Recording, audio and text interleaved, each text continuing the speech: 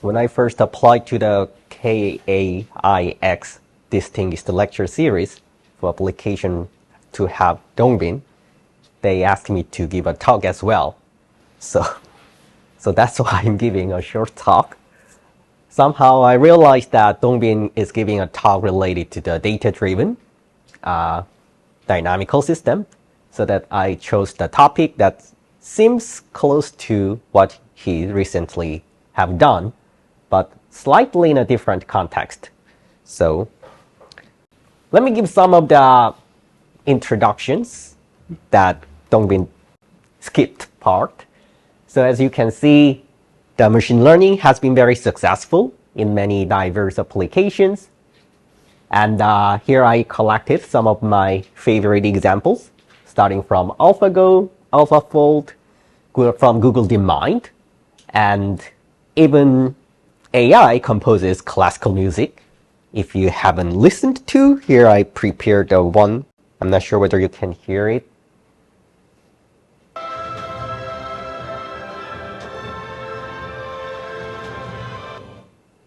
That's pretty neat. So actually, if you ever listened to the NVIDIA's annual GTC, then this is the theme song for NVIDIA composed by AI and played briefly by London Philharmonic Orchestra. And more recently, the ChatGPT somehow changed the way we learn things, or the way we do homework, or the way we write emails or statement. So I tried myself. 1. Tell me something I don't know about Dongbin Xu. Seriously. And this is the answer. The Dongbin Xu is a highly accomplished mathematician and engineer who has made significant contribution to the field of computational mathematics, which I believe that's true. One interesting fact about him is that he has also written and published several poems in Chinese, showing his creativity and talent in the arts as well as the sciences. I'm not sure whether that is true or not. Proof it doesn't work. There's no way. Well, let's continue. In fact, his poetry has been recognized with several awards, including the prestigious Luzon Literary Prize, which is one of the highest honors for literature in China. So, in addition to his impressive contributions to mathematics and engineering, Dongbin Xu is also a talented poet. Is it true? Absolutely no. Okay. Absolutely. So one thing I noticed recently is that whenever I type this kind of questions, they actually give me an answer quite plausible, but which is not quite correct. Anyhow, so these advanced machine learning techniques has been applied to solve scientific problems, which is one of the topic that Dongbin talked about in the earlier talk, and that is called scientific machine learning. So scientific machine learning is the term actually proposed by the U.S. Department of Energy. So that here I show the cover page of this basic research needs for scientific machine learning, which states that scientific machine learning is a core component of AI that can be, integrated with the scientific data to automate the human skills. And the importance of the scientific machine learning has been quickly recognized both industry and academia. So here are some of the examples where industries are actively utilizing scientific machine learning techniques to improve their efficiency, thus to reduce the cost to maximize their profit. Then why machine learning or deep learning is so successful? So there are 4 major components from my perspective. One is the neural network architecture and the gradient-based optimization that allow us to train tons of many parameters for neural network over big data. And we have a supercomputer that supports all the computational burden. Then what is the difference in scientific machine learning compared to traditional machine learning? First of all, we don't have a big data. Typically, the amount of the scientific data is relatively small. So that explains why the earlier talk Dongbin used a very small short time period to collect the data and then learn the flow map type. However, while we have small data, but we do have laws of physics. These laws are the conclusions based on long-year repeated observations or experiment to describe the natural phenomena. And typically, these are described by the partial differential equations and has been proven and verified over and over by either experiment or observations.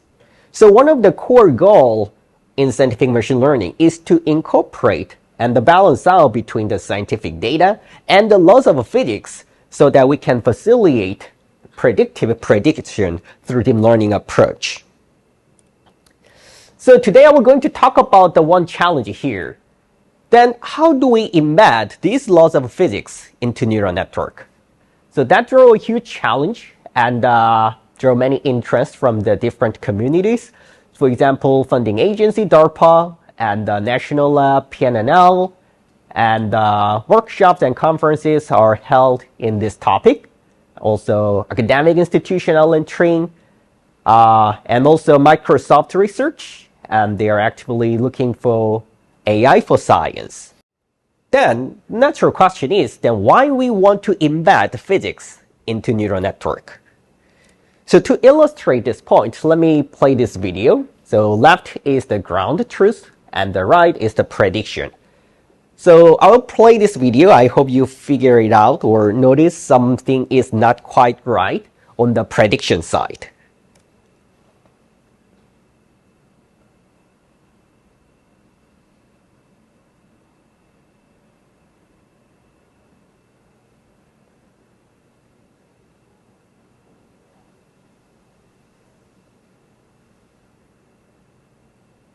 Can anyone notice something is not quite right on the prediction? You may see that some of the particles doesn't obey the simple law of gravity. Then natural question you may ask is that, wait a minute, even this simple law doesn't satisfy. How do you trust your model? Then it causes trustability issue. And as a matter of fact, this is quite important so that here Jensen Huang, NVIDIA CEO, he is talking about how do we apply deep learning to science. And he says science obeys laws of physics, Newton, Maxwell, thermodynamics, etc. So what they want is AI models that obeys laws of physics. So in this talk, I will going to present some of my work that how we embed the first and the second laws of thermodynamics so that we can preserve this property. So the setup is the same, similar to what Dongbin presented, but slightly different manner so that the way I'm approaching is not based on the flow map approach, but rather approximating or learn the right-hand side of this autonomous dynamical system. So suppose we have the following autonomous dynamical system, z dot equal to f of z, where f is an unknown function, so that we want to approximate or recover the right-hand side using some of the trajectory data we might have. So the typical approach is, all right, let's approximate the right-hand side using data and the neural networks.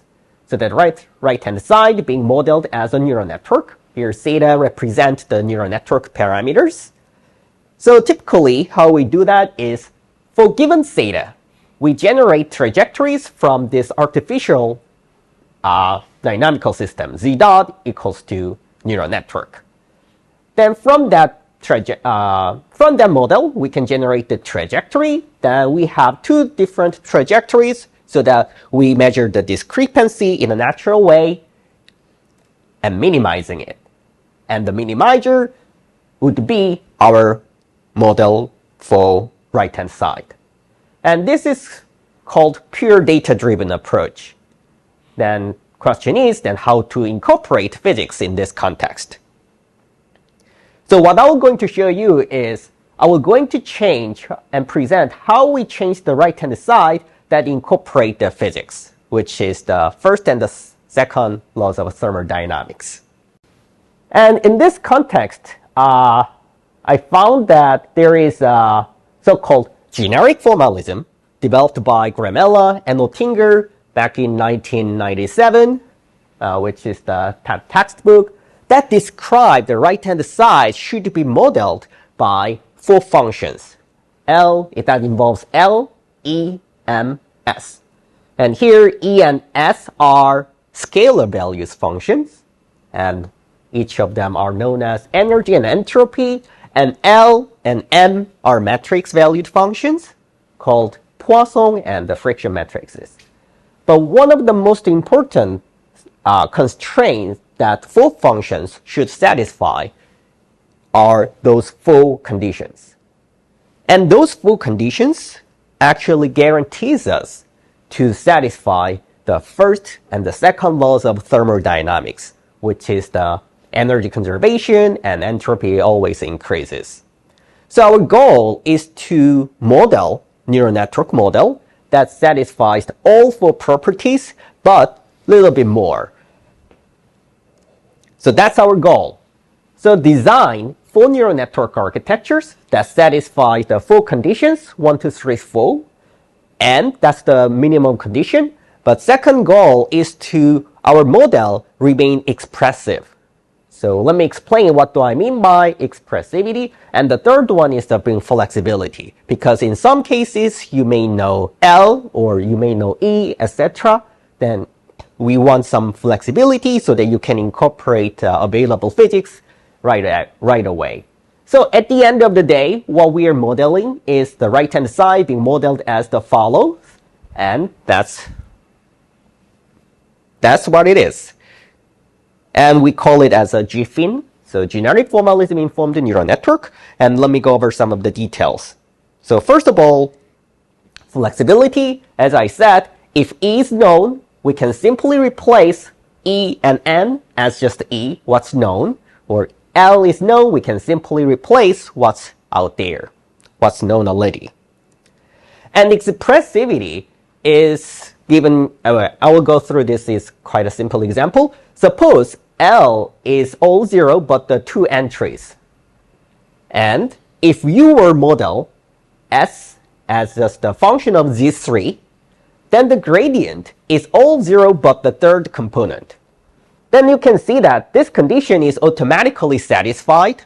However, this is not expressive enough, because you can think of that if this were a function of Z3 and Z4, you can get the same result, because the gradient would be 0 but the last 2 component. The matrix multiplication give you the same result.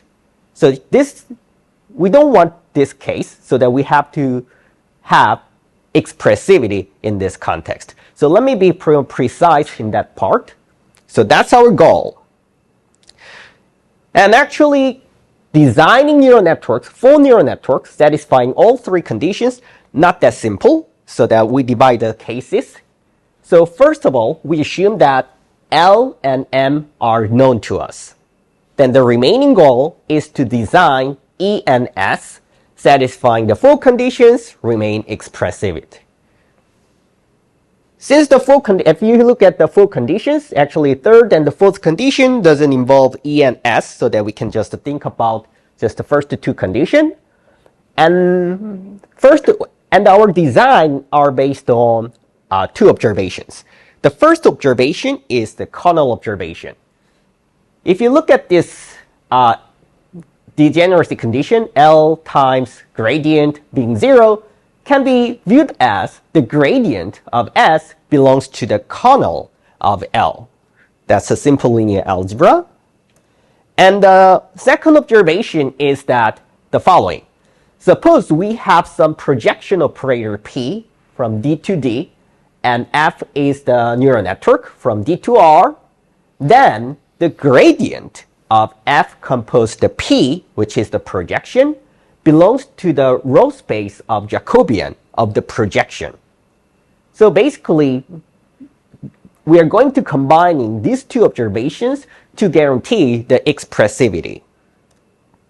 So idea is we're going to construct explicitly the projection operator such that this is our neural network design. So standard neural network and some of the projection operator we learned, we get from the L operator. Then, based on the observation 2, the gradient of S and N belongs to the row space of the Jacobian of this projection operator. Based on the first observation, if this is the same as the kernel of L, we can ensure the expressivity. So this is our general idea on how we construct the E and S. And this is how the network looks like. So basically, we have some projection layer, which is fully known because we know L. And then this is a standard fully connected neural network, and this is Scala valued. And that's our design for S neural network. And similar for E. Then the remaining task is to construct L such satisfying this condition. And as a matter of fact, we can actually explicitly construct such a projection if L is available to us. Then we can have the universal approximation theorem, which is basically saying that the architecture that I just showed you, this architecture, is sufficiently large enough that that approximate the whatever target S would be, but in terms of the gradient, but exactly satisfying this condition.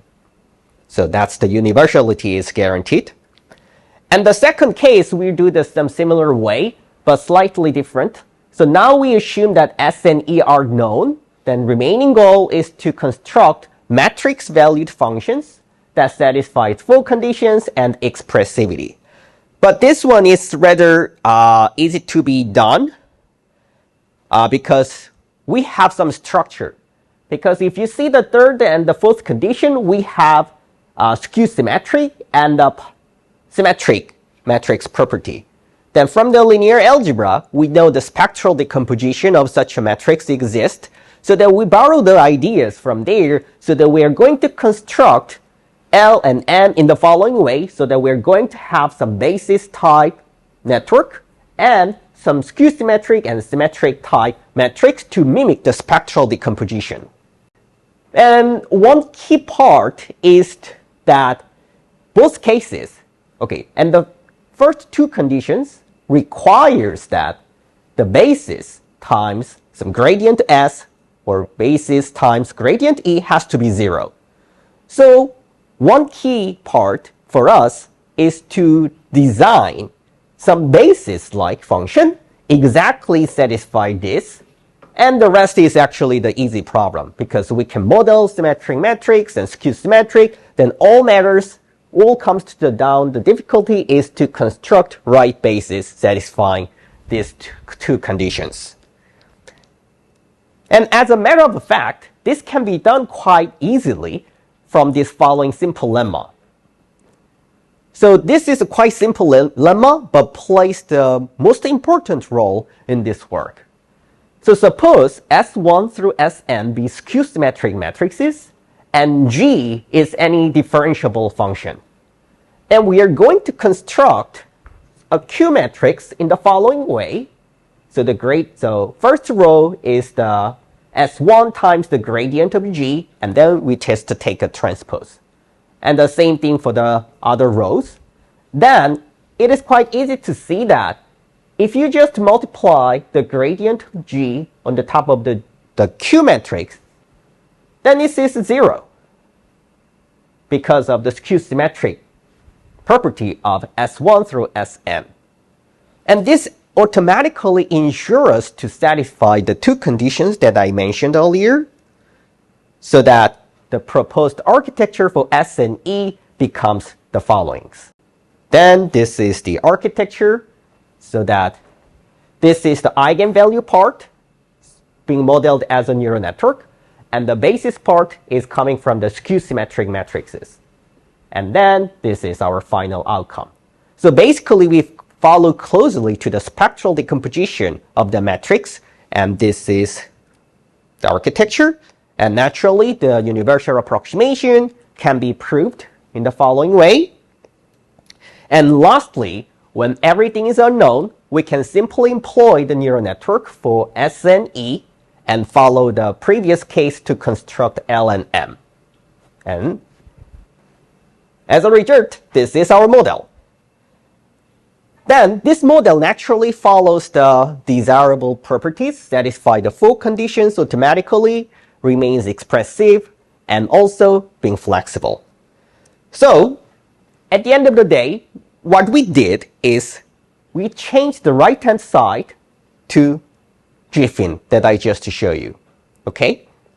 Then let me show you how it works. So first example is the two-gas container example, so that we have a dynamics which describes the location of the wall. So that in a container we have two gases, A and B. And the Q represent the location of this wall, moving wall. And the P is the momentum, and S1 and S2 are entropies of each gases, and which can be exactly written in terms of the generic formalism. And we compare our method. So our method GFIN shown as the red, and this green is called structure preserving neural network, proposed by this JCP paper. And the GNODE is another one that's shown as the blue. And here I show the test MSE versus the time. And one thing I should mention is that our GFIN applies to all cases, case 1 or 2A, 2B, but the existing ones have some limitations. And one thing I should mention is that this JCP paper just apply the soft constraint ways, so that it does not exactly satisfy the thermodynamic law. So that we have full constraints, but they just put those constraints into the loss function so that they can try to mimic those behavior, but they are not satisfied exactly. And by the way, this is the quite active research group, but they are developed by the method developed by the engineers. And this GNOD paper is actually was able to figure it out how they enforce these full conditions exactly, but did not have universal approximation property. And this is mainly developed by the computer scientist. And as you can see, GFIN is developed by myself and my colleague, who is a mathematicians. And as you can see, in the case 1, we have like several orders of the magnitude improvement by only changing the architecture. And for other cases, for case 2A, some are known, which perform a lot better. But most interesting part is that when everything is unknown, even everything is unknown, the only difference are changing the architectures. But only by changing only the architecture, you can see that the multiple orders of the magnitude better result. And here below, I show some prediction trajectories by the GFIN. And one thing I just wanted to point out is this part, the entropy preserving. So entropy increasing. So as expected, it is well preserved. And since we model E and S directly rather than gradient, so that we can also recover the energy and entropy values directly after the learning. So that this is something we get for free after learned, so that you can see that the energy level lines and the entropy level lines, after we learn it, we can accurately predict those values as well. And the second example is the double pendulum example. So, which turns out to be, we can also write it in terms of the generic formalism as well. So that for those of you who may not aware of the double pendulum example, so here I prepare one video I borrow it from the YouTube, so that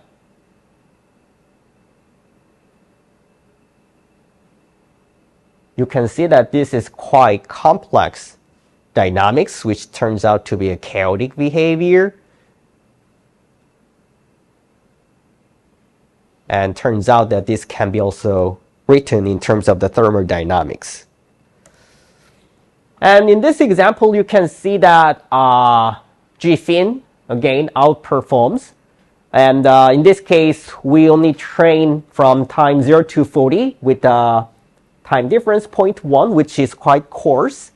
And you can see that by only changing the appropriate architecture with the universal approximation theorem, you can achieve the quite good accuracy. So lastly, one great feature about GFIN is its natural extension to model stochastic dynamics. So without doing any hard work, the formalism can be extended naturally to describe the stochastic system, so that mu drifted term can be modeled exactly the same way that we constructed our model in the deterministic case, and the diffusion part can be done in a very similar way. And as a result, since we requires the full conditions to be satisfied, then that automatically gives us the conservation of energy and satisfy the fluctuation dissipation theorem, which is quite important in modeling stochastic system. So here demonstrate the longevity equation, so diffusion of a single particle, which can be written in terms of the generic formalism. And we're training over the 40 sample paths. Sample path is a random path. So that typically this is a quite challenging task because our sample has some noise due to some stochastic nature. And as a result, our solution should be the distribution, so that to mimic the distribution, we generate the 50,000 test sample paths to generate the distributions. So here is the result, so that we train over time 0 to time 1, but we also test it for time equal to 2, which is the extrapolation realm. And you can see that when everything is unknown, right-hand side, left is the GFIN, our result.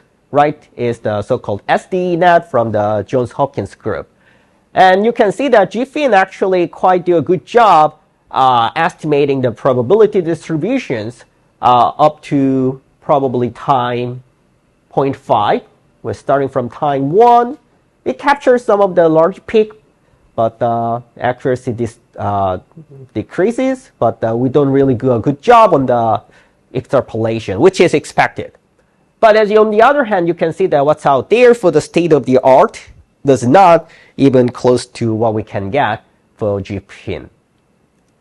But some are known to us. Obviously, we can do better, even extrapolations. If some of the informations are known to us before, then actually GFIN can do a good job, even the extrapolation, and as you can see here. All right, so let me summarize. So this time I presented a neural network model that incorporate the generic formalism, so that one of the things is that some principles of the physics can be directly embedded into the neural network, so that for any neural network parameters, it automatically satisfies the certain desirable structures.